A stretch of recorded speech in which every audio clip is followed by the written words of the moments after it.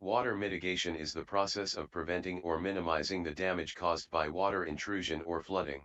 It involves identifying the source of water, assessing the extent of damage, and taking the necessary steps to remove the water and dry the affected area.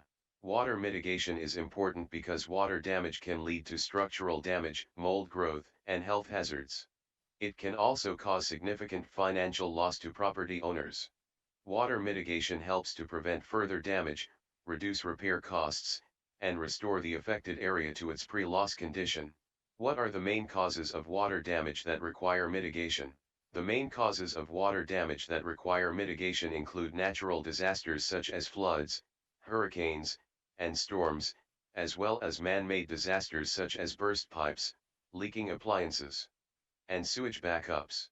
Other causes of water damage include roof leaks, groundwater intrusion, and plumbing failures. How does water mitigation differ from water restoration? Water mitigation is the process of preventing or minimizing the damage caused by water intrusion, while water restoration is the process of repairing and restoring the affected area to its pre-loss condition. Water mitigation focuses on removing the water and drying the affected area, while water restoration involves repairing or replacing damaged materials and restoring the area to its original state. What are the key steps involved in water mitigation? The key steps involved in water mitigation include identifying the source of water, assessing the extent of damage, extracting water, drying the affected area, and restoring the area to its pre-loss condition.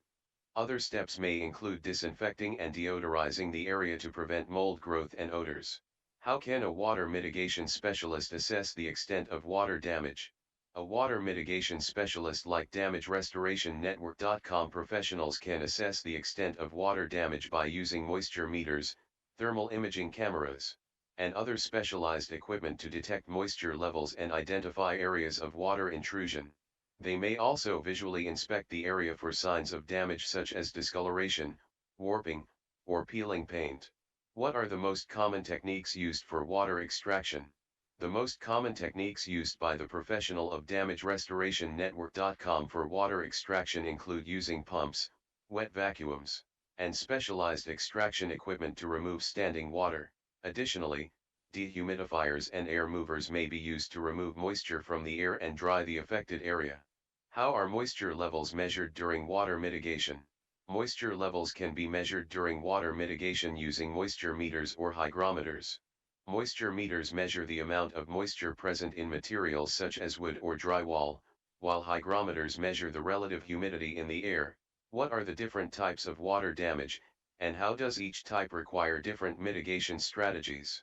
There are three different types of water damage: clean water, gray water, and black water. Clean water comes from a clean source such as a broken pipe or leaking appliance and is generally not considered a health hazard.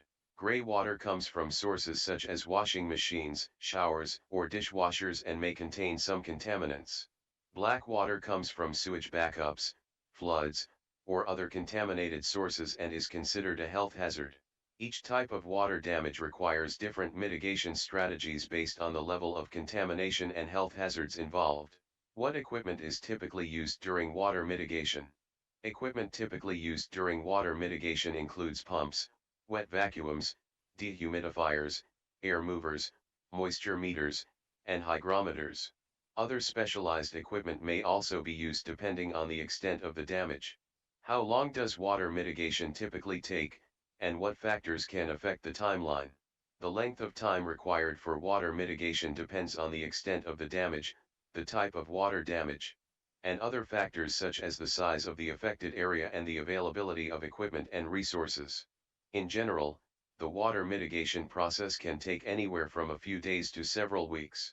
Factors that can affect the timeline include the type of water damage, as black water damage may require additional time for decontamination and disinfection. The size of the affected area can also impact the timeline, as larger areas may require more equipment and resources to properly mitigate the damage.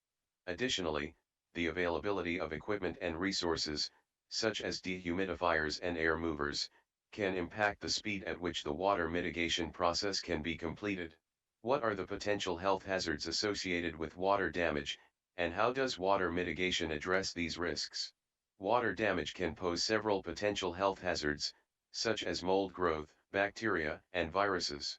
Mold can grow in as little as 24 to 48 hours after water intrusion and can cause respiratory problems, allergic reactions, and other health issues. Bacteria and viruses can also thrive in moist environments and can lead to illness or infection. Water mitigation addresses these risks by removing the water and drying the affected area to prevent the growth of mold and other harmful bacteria. In cases of black water damage, disinfection and decontamination may also be necessary to eliminate any harmful pathogens or contaminants. What are some common mistakes to avoid during water mitigation? Some common mistakes to avoid during water mitigation include failing to properly assess the extent of the damage, neglecting to remove all standing water, not properly drying the affected area, and not addressing the underlying cause of the water damage. Additionally, failing to properly dispose of contaminated materials and failing to follow safety protocols can also lead to further damage and potential health hazards. What should property owners do to prepare for water mitigation, and what steps can they take to prevent water damage in the future? To prepare for water mitigation, property owners should familiarize themselves with their insurance policies and have a plan in place for dealing with water damage emergencies. They should also identify potential sources of water damage, such as aging pipes or faulty appliances, and take steps to address these issues before they become a problem.